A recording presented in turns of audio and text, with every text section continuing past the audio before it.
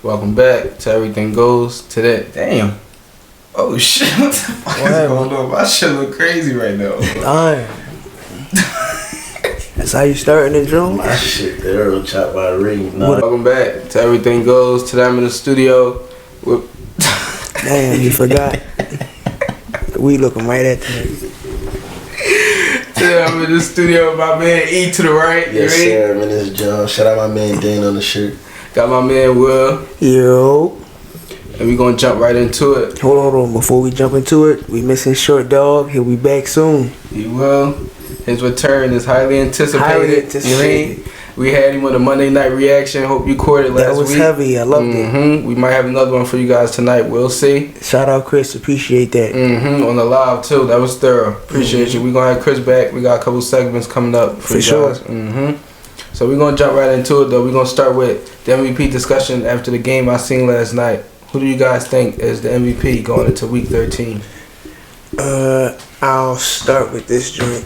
So, number one, I'm gonna be honest. I got Josh.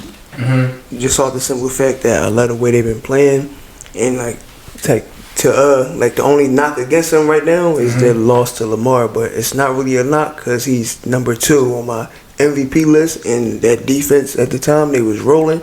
They was banged up here and there, but it looked like they gonna get back on track. 2, I have Lamar. 3, I have Saquon. I love Saquon. The way he been playing offensively, and even though Jalen Hurts been he's still in touchdowns with the tush push. He has 10 touchdowns, and he has 12. He has 12 total touchdowns. And we're in week 12. And we in week 12. So he has a touchdown a game. So we can't really say he's getting touchdowns getting stolen from him. They are, but he's having a great year, and he's on pace to go over 2,000. He's having a great year. So he's number 3. We know, and that's just a dark horse in my opinion. But in all honesty, I wouldn't be surprised if he goes for over 2,000. If he goes for over 2,000 rushing yards, and the way he look going on receiving, if he has anywhere between 600 to 700 receiving yards, I don't see why he can't be in serious consideration for MVP, because the Eagles are balling, and we had this conversation off camera with the 2 Eagles star receivers being in and out of games and stuff like that. He's been the most consistent thing in that Eagles offense, so we can't knock that. That's why I have him 3rd. 4, I have Jared Goff. Gotcha. You want to go with that? What's up? I'm not. You not against what I said? I'm not against the names that you brought up. I don't like Jared Goff. Why you don't like Goff I think at that 4? Jared Goff You don't like Goff at 4? I think Jared Goff is a product of a great coach and a great just system. I'm not saying that can't be a story or a narrative for MVP, because sometimes it happens that way. But I think that if you watch the football that Jared Goff play, he's complimented by the run game. And that's really the end-all be-all of, not end-all be-all of their team, but if the run game is not fluent, then there's more pressure on Jared Goff. If you look at the game against the Texans, he threw 5 interceptions unforced. And granted, that was one of the first games of the season where they was playing a close game where it really mattered for him to go out there and play quarterback, and that's what he did. Since then, he's been impressive, but you also got to look at the squads and the offensive firepower he facing on the other end. True. We talk about not getting tested, and we talk about Dak in years past, where Dak started the game out in leagues and his defense was holding teams to whatever points. But when Dak got to fight back, it look a little different. I'm not saying Jared Goff is not having a good year, but I'm not putting it up there in the MVP conversation. I'll say number 1. Also, I'll go Josh, just because I feel like he's been. Before you get into your list, I want to defend Jared Goff. Go ahead. Jared Goff a little bit with 1 point. Let him do his list first. Then we go. Yeah. So yeah, I say Josh one. I feel like he's doing the most with the least amount of talent on his roster right now. I feel like on a day-to-day basis on any given day, his number 2 receiver could possibly be a rookie. James Cook has games where James Cook is a rookie or a tight end. Exactly, and even one of them tight ends is very young and new to this offense. So, and like I said, with James Cook, sometimes he'll come out and give you 75 yards rushing and 30 yards receiving, and then sometimes he got 60 yards combined. So you don't know what you're going to get from James Cook on a game-to-game basis. I think that Josh is playing consistent football, and he has good impressive football wins. right now. Really good football. He's the only L on KC record right now, so you got to give him kudos for that. I think that Saquon goes number 2 for me only because of the high-power offense that he came into. If this was a different squad, I don't see how you don't have him at number 1 right now with 13, whatever. Y'all watch what he did last night. I don't even talk about that. Beautiful. Week 1, he had 3 touchdowns. So, and he's been kind of repeating that kind of performance on a week-to-week basis. He averages 100-plus yards on the ground. He already has more yards this season than he did his entire, for one season, his entire Giants career. It's crazy. He's having a career year across the board in Philadelphia. And a lot of people was concerned with health coming into the year. And I said, I don't think that he'll face the same issues because he's not going to get banged up the same way he did behind our offensive line. And I don't think that our staff is the same staff. They're not catering to the players the same way in New York, clearly. But like I said, I think what Saquon is doing is too impressive right now. And then my reason for having Lamar at 3, one, because of a couple losses that we saw him take, and recent weeks he was 7-2 at a point in time. We do all remember the Vegas loss, but that aside, he was still playing impressive football. But he lost to the Steelers, and I don't remember who beat him after that. But it was like, okay. If you also consider the immense impact that Derrick Henry has in his roster this year, I'm not saying that Lamar is not the MVP, but I think that Derrick Henry has a bigger impact in that offense, and Lamar just benefits in numbers. So that's why my list is Lamar losses was Josh, Saquon, Chiefs, Lamar. Raiders, Browns. Jameis' first start with the Browns, and Steelers was the last loss. Right, 2 division jumps. That's why I have Lamar 2, because I don't like that Browns loss with Jameis' first game starting, and that Steelers loss where the Steelers didn't score a touchdown. And that Raiders loss. I didn't like that. But I think Raiders loss aside, even if you give them that Browns win, the Steelers is still an impressive dub. Like, it's an impressive team. So, and the fashion that they won is like, okay, it was hard. It was a dogfight. Yeah, but you couldn't, come on, bro. You 2 MVPs. You're having an MVP caliber season. You have Derrick Henry in the backfield that you need to do is feed that man. Yeah, for sure. So, and then you can't get 3 touchdowns because the game, the score was 18-16 Steelers. And Justin Tucker missed 2 field goals. Justin Tucker, he missed 2 field goals, and the Steelers made all field goals, just straight field goals. So I'm gonna go ahead and jump into my list. So I kind of got the same guys on my list, but I got a different order than both of you guys. So at number 1, I got Saquon. So last night definitely influenced that, but what he been doing for the whole season just backs it up with everything that I've seen from him. Like going into the year, I won't argue that. Yeah, like Will said, he got 12 total touchdowns, 10 on the ground, 2 in the air. He got 223 carries with 1,400 rushing yards and 1,650 total yards. So he's getting it done on the ground and in the air. And if he, like Will said, if he go over 2,000 rushing yards, which I think he will, there's just no way you can't give it to him. And then with him going over the 2,000 rushing yards, that's not including his receiving yards. He can easily finish up the year with 600 to 600 receiving yards. That's going to be a crazy year for him to have total 5 touchdowns receiving too. For him to have total 2.5, 2.6K total yards and at least 16, 17 touchdowns on the year with Jalen Hurts back there, knowing that he taking away his touchdowns. And then numbers aside, we know it always come down to storyline, and this is a great storyline. Like I was saying to them in the previous conversation, he has changed this Eagles offense. Like, this Eagles offense would never reach this peak without Saquon, even with them great wide receivers that they had, even that Super Bowl run when they had Miles Sanders back there. This offense is better than that offense, even with the Eagles missing one of their 2 top wide receivers every other game. This offense is still moving along, not missing a beat, getting stronger as the game progressed. Why is that? And we can't forget about the fact that they lost Jason Kelce too. Yeah, to retirement, and that doesn't even matter. He's not even running behind Jason Kelce. So just imagine if he got there a couple years ago. But with all that aside, they're getting stronger as the game go on. And why is that? Because Saquon is averaging over 8 yards per carry in the second half. That is crazy. So with all that set aside, he got to be number one. He is.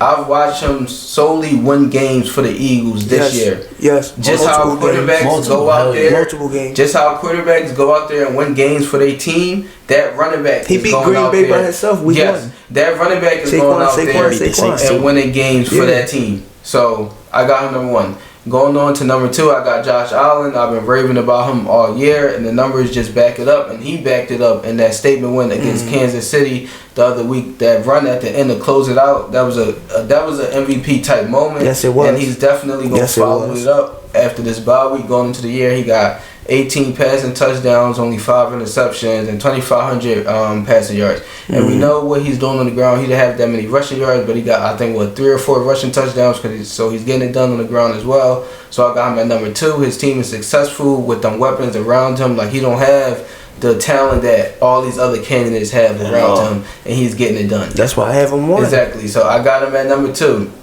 At number 3, I got Lamar. Honestly, Lamar might have the most impressive numbers, but them losses stick out. Yes, they do. And this MVP game is not just a game of numbers. You are the most valuable player to your team, so you got to contribute to wins, and you're also contributing to losses. With that being said, he's number 3 solely off of them losses. His numbers is great. 25 passing touchdowns, only 3 interceptions, 2,800 passing yards, 600 rushing yards with 2 rushing touchdowns. Like, that's crazy in itself alone. So him and Saquon are definitely putting up historic numbers, but I'm gonna give Saquon the edge because his team has a better record, and that performance last night, I think, is better than each individual Lamar performance. You could argue what Lamar did against the Bengals in that OT win. That was a great performance as well, but I like what Saquon did last night. And then I'm going to throw Jared Goff in there at number 4. I do think he need to be in consideration because he got decent numbers outside of that 5 interception touchdown game. If you take that out, he got 20 touchdowns, 4 interceptions, 2,800 passing yards. Great numbers. And this what I want to bring up. He's not thinking and dunking either. He's not. He's pushing the ball down the field. And his completion percentage, he's leading the league in completion percentage, which is amazing for Jared Goff because we know what he used to be. He made a total turnaround, a total 360. And I just want to bring this up for you, Ian. You said it's kind of what he doing in the system. But before that 5 interception game or even after that, you can argue that his numbers is very similar to the numbers that Brock Purdy put up the past 2 years, and people were saying that Brock Purdy is in the MVP conversation. But top 3. Again, you got to consider being real. You got to consider who you talking to because I'm not them people. We had this conversation about Brock Purdy was a system quarterback. But he was in that MVP conversation. You're right. I mean, he was, but also he was in MVP conversation with C-Mac on his team. Jared Goff's not in the conversation just off the simple fact of why is he not in that conversation for you, Jared Goff? I mean, it's okay. You mentioned his name, but I think again when you consider what everybody else is doing for their team, I think Jared Goff is playing the hell out of his role in that team. And I think that his role is to be an above. He's not game managing. I don't think he's. I'm not. That's not what I'm saying. I think his role is to be an above average quarterback. Gotcha. But I don't think that on a week to week basis he is expected to go out there and be an elite quarterback. He's just expected to go out there. He go out there, be efficient, and he played complementary to the run game. Okay, so the one thing I will say, we was talking about it downstairs. We counted Green Bay as a quality win when they beat Green Bay. That game, it was pouring down, raining that whole entire game. David Montgomery didn't do much on the ground that game. Right. Jahmyr Gibbs, after the first half, going into the second half, he didn't do much on the ground that game. Jared Goff closed that game out. He made throws. He made darts throwing against the wind and in the rain. That was an MVP type of game. Okay. And I'm not saying I think that they don't win certain games without Jared Goff. I'm not saying that he don't contribute to wins at all. That's not what I'm saying. I just think that if you look at what Lamar is to his offense, or what Josh is to his offense versus what Jared Goff is a little different. Yeah, I agree. That's why I got Jared Goff down there for it, but I just think he should be in consideration just on the list. So I got him there for it, but that's how I got my list. Mm-hmm. So yeah, I'm gonna go ahead and move on. Before we get to our next topic, I just want to interrupt the topics for a second. We're gonna switch it over to our game Catch or Pass, where I pose a question or a statement to each of the hosts, and they give me an answer. And we're gonna start with the first question. So the first question for Catch or Pass is Mike Tyson versus Jake Paul was good for boxing. Garbage. Pass. I'm passing as well. Garbage. It was garbage. That wasn't boxing. That was entertainment. I don't even want to call that boxing. It was more sports entertainment, and I think that for boxing fans in the boxing world, it didn't bring any greater audience to the actual fighters that that are going to be displayed or that will be making the big fights in the next few years. So, and I want to tell people, stop saying this bullshit that Jake Paul is saving boxing and bringing people to boxing, because that's some of the most ignorant stuff I've ever heard in my life, bro. He's not boxing. That's not boxing. That's pure entertainment. That's not. If somebody that's 27, 28 years old boxing a 58 to 60-year-old man is boxing to you, you are a goofball, because that's not boxing. It's nothing about that is boxing. Thank you, and I want to follow that up because I was definitely going. So I'm passing on this immediately from the rip. This is not boxing, and I hate the fact that people keep saying that Jake Paul's saving boxing. No, crazy. He's just bringing entertainment to you because you watch him because you are a casual. Exactly, you are a casual fan. You are not a boxing fan. I'm telling you this right now. Real boxing fans, we watching these boxing fights every weekend, every other weekend, once a month. We're not checking for no Jake Paul. I did not watch that fight. And no. So, and I'm mad at myself because I'm a fan of Mario Barrios, and I heard he had a great fight on that card, but I refuse to watch that. I might go on YouTube and watch Mario Barrios because I'm a fan of him. He's a real boxer. We can talk about him. But yeah, and the one last thing I do want to add though, I thought Will was going to say it, but I definitely want to say it. People need to watch their mouth, and they need to stop talking about that. This was a money grab, and Mike Tyson. Yeah, that's super crazy. Y'all Stop need to cut it out, because y'all all got Google, y'all got a phone. You can easily look it up and see what his network was before this fight. Mike Tyson had money. This was not a money grab. He did this purely because he loved the sport of boxing. And to Mike Tyson, this was just an opportunity to get back in the ring. Yes, that's all it was. Exhibition. An exhibition. Entertainment exhibition. This is not boxing. Moving along. Yeah, no. Please. Next question for Catch or Pass or statement, I should say. Puka Nacua is the best wide receiver on the Los Angeles Rams. I'm catching. I love Puka. Ian, you disagree? I'm catching. That's why. There we go. Puka Nacua. Let's go. Dan, what's up? So I'm also catching this joint. There we go. And for anybody that's confused why we're catching this joint, it's just simply this. You might argue that Kupp run the better routes, but you can't argue the crispier routes. But what you can't argue with is production on the field. Right now, in the last 2 years, who has been producing more? Who is the number one option on the same team? Mm-hmm. It speaks for itself. Exactly. Like, come on. Move along. Next question and final question or statement or catch or pass. The Sixers should trade Joel Embiid and build around Tyrese Maxey and McClain. Ian had this conversation off camera. Let me hear it. I'm catching this, Joe, man. I've seen enough of the big fella. I ain't gonna lie to you, man. It don't look like his heart into it no more. It seemed like we getting ready to go through a Ben Simmons situation all over again, and I ain't here for that. And I'm not saying as far as like Embiid not trying to score or running from the rim the way Ben Simmons was. I'm looking at as far as like him killing the team chemistry and all that. Because after the meeting, and he was asked about the team meeting, he seemed so nonchalant, like it's a game. Like, no, brother, we're one of the worst teams in the NBA. Like, granted, everybody been hurt, but bro, we should be a whole lot better than what we are. Like, come on, bro, that's unacceptable. We should be a whole lot better than what we are, and we're not just losing. We get blown out. And if I'm not mistaken, the 2 wins that y'all got, he didn't even play in those games. We got 3 now. Y'all got 3 now? He played. I think it was. Did he play in the one? Did he? I think no. He contributed to one of those. He might have contributed to one. I'll give him the one, but I don't see it. Okay. Well, we'll give him a 1. And like I seen on podcast P. John killed me. He said it should be no way Jeremy. He didn't say this exactly, but he can't be our most consistent player. He can't be our most consistent player. Jeremy can't. And that's true. He's a rookie that we drafted 19th, and he's been your best player our most consistent player all year. I'm not gonna catch the first train. I'm a stall, and I might catch the next one. I'm chasing that first train. I'm gonna wait till the trade deadline. I said on record, last summer and I think the summer before that, you might as well, go ahead and see what is out there. Just at least listen to trade offers because we see that we haven't advanced past the second round.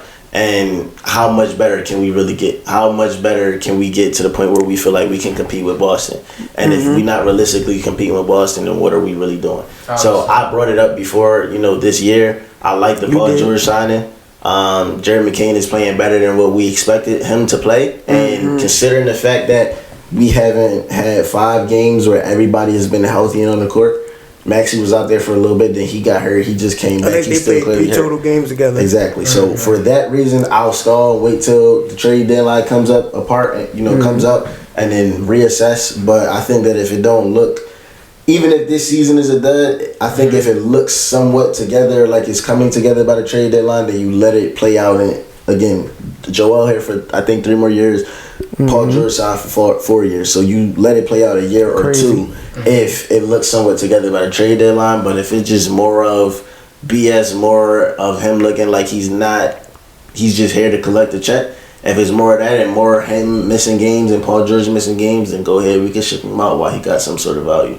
Gotcha. So I'm actually do the same thing that Ian did. I'm not going to fully pass or catch the train, but I'm going to stall it out because the train don't got too much long before I'm catching that jump because I don't like what I've been seeing. I've been Joel's biggest advocate. I'm not even a Sixers fan, but I've been his biggest advocate. I've loved what I've seen out of him up until I see the last year and a half. But what I've just seen, the way he responded to the meeting and all that, like Will said, all nonchalant on the camera and all that, that's irritating. He only one statement out his mouth that I agreed with was the fact that whoever leaked it is a piece of shit. Because that is a player's only meeting. That should have never got out. Exactly. If you want to challenge your big fella, if Tyrese Maxey challenged y'all big fella and it went accordingly and it went the way that it went, why do you feel the need to go tell the media to make the big fella look bad in the media and y'all supposed to be trying to bring the team together? That's the type of person that you don't want in your locker room. That's a snake. That's what you don't want to be around. So yeah, they need to figure out, first of all, they're not going nowhere until they figure out who that was and get rid of that person. So this is why I caught it, because I've been, like you said, I've been a heavy advocate for Joel Embiid, bro. But I'm tired. It's the same pattern year in and year out. He comes into each and every season not ready, out of shape, not ready to hoop. He has to play himself in shape. He's not in shape until around January, February. And then he get in rhythm. And then he get in rhythm. Like the MVP. And then he get hurt. And now the way he's starting the season, you just saying from the rip, I'm not playing back-to-backs. Bro, you ain't in shape. You have to play yourself in shape. And then, like, not just that, the whole thing with the Olympics, he did that for self, trying to get that gold medal. He did that for self, bro. Strictly self purposes, knowing he wasn't ready to hoop. Because you can he didn't look good during USA basketball. Then he played in preseason. He was hurt, and they didn't say he was hurt. Then it came out the Sixers got fined $100,000 for him being hurt. So what are we doing? What is he doing? So yeah, we just gonna leave it right there. We're gonna leave that alone, but we're gonna stick with basketball. Moving on to topic number 2. I need 2 things from you guys. First, I need which team you think is gonna keep their train rolling of their train success, and then which team you think train is gonna break down. This is easy for me. I think the Oklahoma City Thunders are gonna keep rolling. They're second right now. SGA is in an MVP conversation early on, and I think he's going to stay there. I love the way he's been playing. I love the way that team been playing over the past couple of years. I think I might have told y'all either last year or the year before then that I've been watching a lot of OKC. I didn't see him being this good, but I seen this progression, and I love what I'm seeing from young boy. That he got some dogs around him. Everybody around him playing. And a team that I don't see keeping this going is. It's no hate against the Cavs. I just don't see them keeping this rolling. I'm not gonna end. And as far as I can see them finishing 4th seed, but I don't think they're doing nothing. You don't think they finished top 2? Top 2, No. top 2, maybe not even top 3. Gotcha. Which team is rolling right now? I think they continue rolling. I agree with the Thunder. Celtics as well. They playing great basketball. I think they'll finish the number 1 seed. I just wasn't gonna say them because I'm a hater. Yeah, I think the Celtics will finish 1 easy. I do think that the Cavs can finish top 3 in the East, but I don't think it means anything. I think they get into the playoffs and there's nobody in the Eastern Conference that's. You think they get out the first round? It depends on who they run into, because I don't think. I think the East look bad right now. We look bad right now, but it's going to shape up. Conference. If it shape up, then cool. But if not, if it goes at the current trajectory, if the Knicks don't figure it out, the Knicks look stellar one night, and then the next night they look like the Sixers. Like what five guys are on the court, but them 5's been. They're starting 5, and the guys that are playing, they're playing all year. So I don't understand what's happening there. But again, I think that the Cavs will get to the playoffs and fizzle out. Now. We'll see. 17-1. I don't think that's going to be their story come playoff time. No. I think that the Kings can get their life together and get into. I think they have a better chance. I think they have a chance of being better than the Cavs. If they get it together, the Kings love their roster. I think they roster is built for success, but again, the West is deep right now. Super. The 2 teams in the West that I think got a chance to fall out of the top 4 that are in the top 4 right now are the Rockets and the Warriors.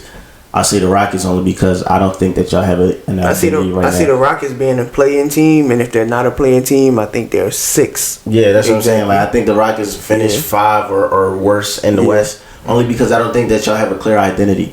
I think the Rockets' identity right now is a young, hungry team, but outside of that, like in terms of a day-to-day, what is the game approach? How are y'all playing basketball? I feel like it's gritty, it's energetic, but Jalen Green sometimes can still be inconsistent, and I think that even though Fred is not super important to the team, Fred is still unpredictable out there. They're using Fred as a transition guard. For sure, but he's still out there playing. So for the time being, he's still got to be considered in terms of team output. And I think that matters a little bit. The Warriors, I just don't think their roster is that great. I don't either. I think they pump faking. Yeah, I think they found a good way to put together wins, and their system is Steph Curry, so that's always going to be a recipe for success. And they play hard and well coached, but I don't think they had the firepower. A lot of their wins was based around Buddy Hill, and if y'all basing y'all wins around Buddy Hill being 22, 23 a night, exactly, be inconsistent at times and go in slumps for months. Right.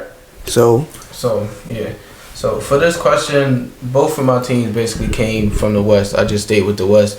So I'm gonna start with my team that I think is going to keep that train rolling. I got Houston. And so I'm actually shocked that y'all both saying it, but I'm actually not shocked at the same time. But I got Houston for a few reasons. So one, I think I told you guys this last year or the year before that we was going to surprise the league real soon, and we was going to be the new OKC team. And I think that year is this year. Not saying that we're going to finish 4. Yes. We're going to finish in the top 5. In the West? Granted, top 5 in the West. And I think number 4 is exactly where we'll end up. But we're for sure going to finish top 5 in the West. And I'm going to tell you why. So, y'all don't really watch. He's saying we again. I like that. I like that. I was tired of that We Sixer stuff you was doing. That was killing me on the count. I'm going to continue that. Yeah, y'all really watch. I don't think y'all watch as many Rockets games as I do. So I don't. Yeah. So the way the way that we play basketball, Fred VanVleet is our facilitator, but he's not the sole facilitator on the offense. The offense is running through Fred VanVleet and Alfred Şengün, and then Jalen Green is going and he's getting his. Now, like Ian said, you can say he's still inconsistent because this is the most consistent he's been since last year. But to end the year last year, the last 30, 35 games, he was averaging 30 plus. You go into this year, he averaging I think if I'm not mistaken, 23 or 24. And so he's getting if his inconsistency is him finishing the game with 17 points, whereas before he could go out there and get you 8 or 9 points. He's not doing that type of stuff no more. So he's getting consistent points in that aspect. And then what I will say, people don't really look at Alfred Sengun can score the basketball. What I mean by score the basketball, he should be able to. What I mean by score the basketball, he's going to get you more than 15. He can go out there, he can get you 20, 25 points. And then what people are failing to realize is we're not going out there and we're not running and gunning with all of these teams. We're one of the best defensive teams in the league. Our young wing defenders is really holding it down with Amen Thompson and Tari Easton. They can strap down just about any duo you want to throw out there. Now, do I think we can beat Boston? No. But do I like them two to go out there and one Why take you shoot so high and scream Boston? Because I'm talking about dynamic Why wing you duos. Say something? No, I'm talking about somebody in the West. No. I'm talking about dynamic wing duos. Stay in your lane. They ain't getting out the West. Ben Thompson and I'm talking about just if they match up. A wing duo. I got you. Them as a wing duo. I like Tari Easton and the Ben Thompson to go out there and guard them too. You take one, I take one. Not saying that they're going to hold them down, but do I think JT and them going to go out there and get 35 that night? No. If JT go out there and get 25, his 25 is going to look like this. 8 for 22, 8 for 23. And I'll definitely take that. I love the way that. Why do you see this and they don't even see this? Who don't even see this? It's the numbers don't even see the numbers. The numbers speak for itself. When them two are on the floor, the Houston Rockets is the highest rated defensive team in the league. So what, they gonna play the whole game? Do you know how many minutes they play a game? They both come. They are our 6th and our 7th man, and they are both getting close to 30 minutes a night. 6 and 7 man, and they're both getting close to 30 minutes a night. Let me explain something to you, Will. Because the way you look at you don't understand. JT and JB is playing anywhere to between 35 to 36. 38 minutes. Okay, cool. 35 to 38 minutes. What you're failing to realize, when we play them, those two are going to play more because we're not giving Dylan Brooks no 30, 35 minutes. He's still in the starting lineup. He'll start and get 25 minutes. I hate that for y'all so much. But so what I'm saying is the two guys that's starting but are not getting started minutes is Dylan Brooks and Jabari Smith. I'm sorry, but Tari Easton is better than Jabari Smith. I like Jabari Smith. He's nice to our young core, but Tari Easton is better than him. He take his minutes. So that goes to Ian's point. Young dogs. That's why I don't see y'all being. That's why I said 6. Young dogs, be a playing team or 6. We got 3 veterans. Forever and Fleek. He's been more consistent than you think because we don't need him to go out there and get 21, 22 points. You gotta worry about Fred trying to fight the referees. That's one. And 2, it's not about what you need him to do. It's about what he's giving you. So I'm talking about on nights where he go out there and he give you 11 points, but he 2 of 13. That's unacceptable. If you giving me 11 points and you shooting 5 shots, then cool, because you being a facilitator. 38 minutes. But you out there shooting 12, 13, 14 shots, you taking away shots from Jalen Green, from these guys, and then you also not scoring the ball efficiently. But so the reason, and you're not playing defense at all. But no, I'm not gonna say that. Fred tried. He tried. Thank you. He's not just Fred do try. I didn't mean no disrespect. I know he tried, but I'm saying like you're not playing lockdown. You're not stopping somebody from scoring. Right. But he don't have to do that. The way that we play our defense, he don't have to go out there and hold anybody down.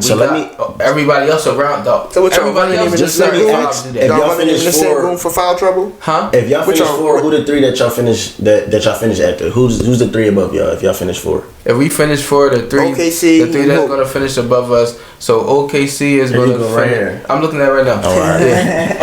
OKC is gonna finish above us for sure. I am pretty sure the Nuggets will get it together. I think so too. And finish above us for sure. The Clippers are falling off. I'm gonna get to that. That's my next point. I think we're gonna finish above the Lakers. I also think we're gonna finish above the Warriors. I guess if the Mavs get it together, the Mavs will finish above us. I think we can finish above the Suns because I don't think the Suns will stay healthy enough the Kings to and keep Suns it rolling. will finish before y'all. Stop. We are better than Sacramento. We can play Sacramento right now in the series, and we're going to beat them 4-2, maybe even 4-1. Man, give me swipe with no swipe. They're better than Sacramento. But we'll see come playoff time. Give me swipe with no swipe. Sacramento ain't figure out how to win games yet. Swipe had 50 last week and they lost. But yeah, that was not But they gonna get it together. I think the Timberwolves gonna get their life together. I think the Timberwolves. I don't think they're as good without Cat. I think they do miss Cat, but I think they'll still finish above you. I think they finish above y'all. I think that the Suns have been missing players all year. I don't think the Suns gonna finish above us. I don't think the Suns gonna stay healthy enough. And even if they do, are they gonna keep up their level of defense they've been playing before they got hurt? But they was playing exactly. They was playing that good defense because they was on the court. If they on the court, then I think the product will show. But it's about being on the court. I think they will be. If not, then all right, they finish after you. Also, I don't really give to. We gotta figure out some time to talk about Ja because I don't think that he's as important to the Grizzlies team as we think. Yeah. But, no. But not today. Will. Yeah, we're not gonna do that today. But depending on how much stock you put into Ja, then they got. Do you think Ja finish above the Rockets? No. No. Because the team is supposed to be as good as the Rockets. On paper, they supposed to be as good. And we're better than them, even with I don't him think in the they're better than Rockets, whether Ja's there or not. Exactly. I think in a 7-game series, I might give Ja the edge just because it's Ja and he's a veteran. That's what I'm saying. Not right now. Outside of that, I don't think that's a better constructed team. Because you got, and then you also got to think about it like this: all of our core guys is only in a 3rd or 2nd year in the league. Jalen Green is the only one that's in his 4th year. They still all getting better and better and better and better. That's why I don't see y'all finishing higher than 5. That's your I still think we're gonna finish higher than 5 because we got some veteran presidents. Dylan Brooks, I just went at him not too long ago, but he actually been solid for my Rockets. He's a nice veteran president. Same thing with Fairman Fleet. And y'all forgot that Steven Adams is back and he's playing. And he's getting minutes. He's our backup center. Steven Adams is a great veteran president, and we know he keep teams in check. Just because Ja Morant ain't listen to him when he told him not to be outside like that, don't mean anybody else ain't gonna listen to him. I get it. That's fair. You saying that because you're a homer, but go ahead, get to your next one. What we say about the Clippers? Yeah, so I think the Clippers gonna fall off. One, I did not expect Harden to be playing as well as he is. But do I think he's gonna keep up this level of play? No. I think age reached up. I think age got to him and his poor work ethic and everything else with him, whatever. But yeah, no, I don't think the Clippers gonna keep it up because running mate is not coming back to work. they just gave him a max for him to sit out. He built a new stadium for him to sit out. It's crazy. So I think the Clippers are going to fall off. I see no way that they keep it up. There's no way they're going to finish in the top 4 or 5 seed with Norman Powell as your second best player. I think they're going to make the play. No, I think. I think anybody outside of the Nuggets, the Thunder, and whoever that maybe the Mavericks, I think that they still got to respect the Clippers come playoffs. Right there. Because I think right now. Y'all both say y'all don't think Harden gonna keep up this play. I do. I'm not gonna lie. I think that the way that he's playing, I think the way he's playing basketball right now is because he motivated. No. Because he's playing basketball the same way he was when he was here with Joel. He's playing facilitating basketball first, and then from there it's I'm working the Mac. Y'all playing the pass. Now I'm going to score. He don't got the same movement that he did when he was in Houston, obviously, or even his latter years before he left. But like. He's moving well. He's knocking down jump shots. If he's making jump shots and he can still get by, you gotta respect the jump shot. And he can pass the ball. Norman Powell is averaging 25. Super crazy. I think he fall off max 4 points from that. So Norman Powell is 20 points per game the whole time. Even if Kawhi come back at the 50-game mark, like. I don't see a big fall off for Harden. I think he playing great basketball right now. I think he played himself into shape. The stuff that we talking about Joel, I think Harden took that serious this offseason and we seen the product of it. Maybe not 2-3 years like we expect. I don't think he's gonna be KD or LeBron in terms of keeping up this consistency. But I think for this season though, I think he'll play good basketball. Got you. So we're gonna go ahead and move on to the last topic of the day. Switching over to the NFL. Do you guys think the Texans and the 49ers are still contenders this year? No. I don't care if Brock Purdy played last night or not, or yesterday or not. I think they were still going to lose. So I want to start with the 49ers. I ain't even going to lie to you. Contenders shouldn't even be coming out their mouth. They should be trying to get into the playoffs because as of right now, they're at the bottom of their division. They are 5-6, and the rest of their games, they have the Bills, that's a loss. Bears, they'll win. Rams is a toss-up. Dolphins, I think they'll beat the Dolphins. Lions, they'll lose. And the Cardinals, I think they could be a toss-up game. So I can see them finishing the year out anywhere between 9-8 and 8-9. And I can see them as a wild card team. They might win a division because as of right now, they're not as competitive with their division. So I was gonna let you keep going, but hold on. I just want to say this one thing. So if it play out the way that you just said, they don't make the playoffs. The reason why they don't make the playoffs is because in previous years they dominated their division. This year in division games, they're 1-4. Yep, so they 1-4 in division games. They won't win the division. Already lost to every other team one time. They cannot afford to lose to them twice. And even if they beat them the second time, okay, you got the tiebreaker, but they already ahead of you in the standings because they beat teams that you lost to. Exactly. So if they 1-4, who they lose to twice? Somebody saw them already? They lost to the Cardinals. They lost to no. They 1-3. They 1-3. They 1-3. Yeah, they got to see. They got to see everybody else one more time. So I don't see them being contenders at all. They got to basically win out. And as far as I don't care if they win out. It don't matter if they make the playoffs. They not contenders. No, not at all. They are not contenders. Not at all. And as far as the Texans aren't Super Bowl contenders. What I think they're competitive. You get what I'm saying? Yeah, I don't think the Texans season is over, but I think that the last 2 or 3 weeks without Stephon, it showed us that their offense aren't. They're not clicking. Yeah, exactly. Not clicking on the right levels to not necessarily be without Stephon. I think depending on who they see in the first round, they can either be a one and done or still that game, but they're not getting out that second round. The last one I saw, if they won a division, they would be matched up with the Chargers. I don't think they. Like, I looked at it today. As of right now, if the season ended today, they got Baltimore. I don't think they mind seeing Baltimore outside of Derrick Henry. I'd rather play Baltimore than the Chargers or the Steelers. I'm not gonna lie. Why? I would rather see because of what I got to deal with on defense. Out of the 3 teams you named, if I'm CJ Stroud, I would rather see Chargers. I don't want to see the Steelers with that defense, and then, like you said, I don't want to see Derrick Henry. I feel like the Chargers the right answer on paper, and you just look at what their squad is and the personnel that they had. But if you watch the football that they've played this year, they've been playing really good football. They playing great defense. Really good football. They playing great defense. Baltimore ain't stopped nobody all year. That's what if you get Baltimore's defense been banged up all year though. That's true, but they had guys in and out the lineup. If that's consistent going into the playoffs, and then also again, if you look at the way that Lamar Jackson, his history in the playoffs, I'd rather see Lamar than go see any defense that I'm considering to be as good as. What's Herbo's record in the playoffs? But if you look at what you right, you right. But I'm talking about Lamar got a 6-7 game span to look at versus Herbo got what a game and 2 games, maybe. So the one thing I will say, so Ian, I was agreeing with you up until your last point when you kind of boiled it down to who would you rather see. Lamar is not by himself no more. Lamar got Derrick Henry with him. He didn't have Derrick Henry in the past. Do we remember what Derrick Henry did last time we seen him in the postseason? Mm-hmm. 200 rushing yards. Championship game. AFC championship game. With Ryan Tannehill at quarterback.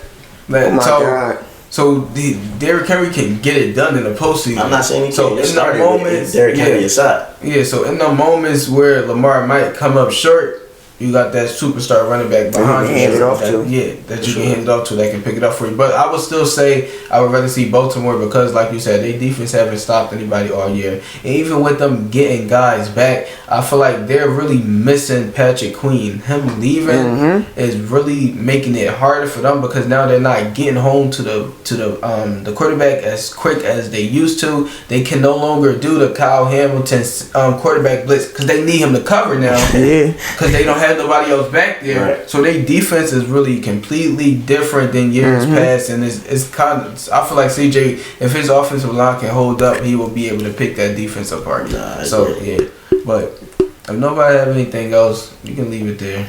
No, I don't want to talk about them no more. Yeah. I'm sick of them. I appreciate everybody that tapped into this episode. You mean? Oh, all right. No, I not saying you mean I co-signed it too fast. No. I appreciate everybody that tapped into this episode. Sure. You know we can't go as a channel without you guys, so we definitely appreciate you. Appreciate all the love. Sure, dog. Gonna be here for the next one, and we see y'all for the next one. Yeah. Peace.